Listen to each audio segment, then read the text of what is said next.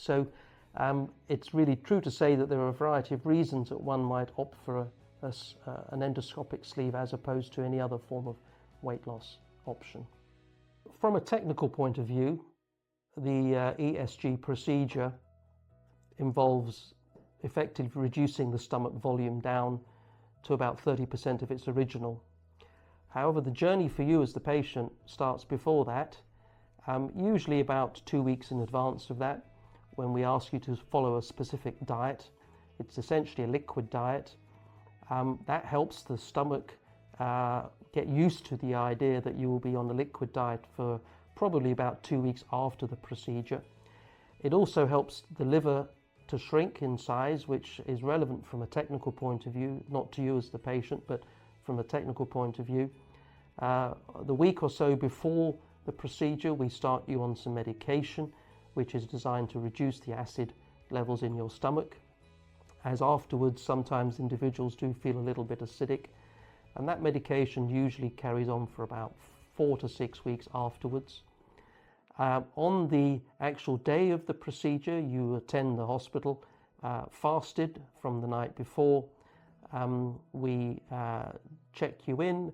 We then introduce you to the anaesthetist. Often you will have spoken to me in advance of this anyway. In fact, I'd say more than often. You will have spoken to me in advance on a consultation where you will have had the opportunity to ask any questions and have any queries answered.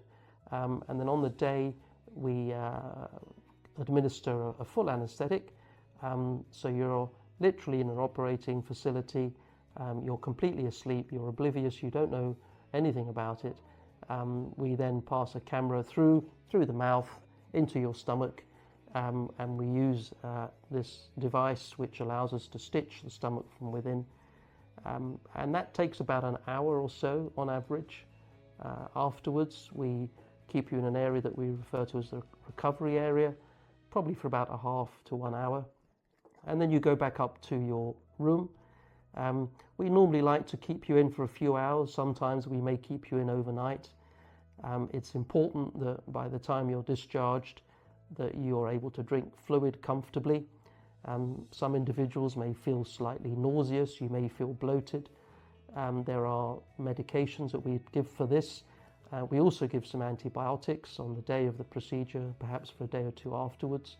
And this is all really as a preventative measure to stop you from getting any symptoms, to minimize or abolish the risk of any infection. And once you're discharged from the unit the following day or later that evening, that's when your journey starts, if you like.